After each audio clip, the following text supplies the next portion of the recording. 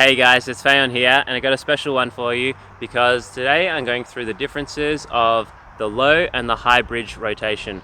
So I've been getting a lot of questions since I've posted that low bridge rotation walkthrough, and there's a bit of confusion of how to perform that. So I'm going to clear that up today and go through some extra tips on how to develop the low bridge rotation. Let's go.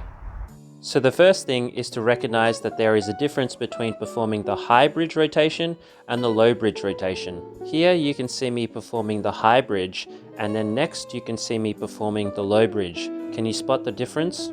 It's pretty simple. One is hips high, the other one is hips low.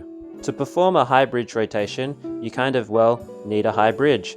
To start developing the high bridge, you can search a lot of mobility tutorials out there. The good coaches are people like Tom Merrick, Emmett Lewis, and Joachim Hilderson, who I've had on the podcast before. The high bridge rotation is quite mobility dependent, so if you don't have the high bridge, this will be quite difficult, which is why you can see a lot of people coming from yoga actually performing the high bridge rotation with ease. The low bridge rotation is not as mobility dependent and actually requires a lot more strength. In the low bridge, your heels are lifted, your knees are pushed as forward as possible without touching the ground, and then you lift up by pushing through your toes and your hands and try to lift your hips up as high as possible in this position. This is a lot more demanding on the lower body and less demanding on the spine, so you need less spine extension but more lower body strength. Normally, people with a good amount of bridge mobility will prefer the high bridge rotation as it will be easier. The low bridge rotation requires a lot more strength to hold. Remember, it's important to match your movement intention with the action, so if you intend to practice the low bridge rotation, practice and develop the strength to develop the low bridge. Here are some tips on how to get started. You can make it easier by practicing with a wall. With your back to the wall, reach around with one hand, push your knees in front of your hips, and then raise your hips to the sky as you try to reach around with the other arm. Pick a height on the wall that is challenging for you.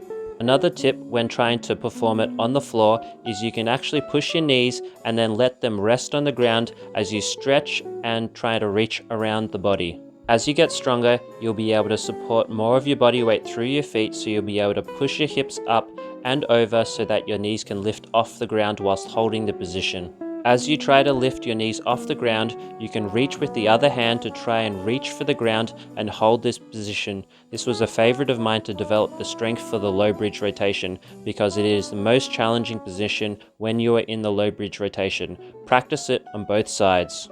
Holding that low rotation position for time and also the low bridge hold position will really help you develop the strength in your legs and in your hips to support your weight to make the low bridge rotation possible. That's it for today, guys. I hope you learned a little bit more about the low bridge rotation. Remember, it's a really tricky move. It took me a very long time, almost a year before I could perform my first one from when I started, so be patient. If you have any more questions, you can find my details on the website. I'm here to help. That's at thepassivehang.com. And once again, thanks for watching, and I'll see you in the next video.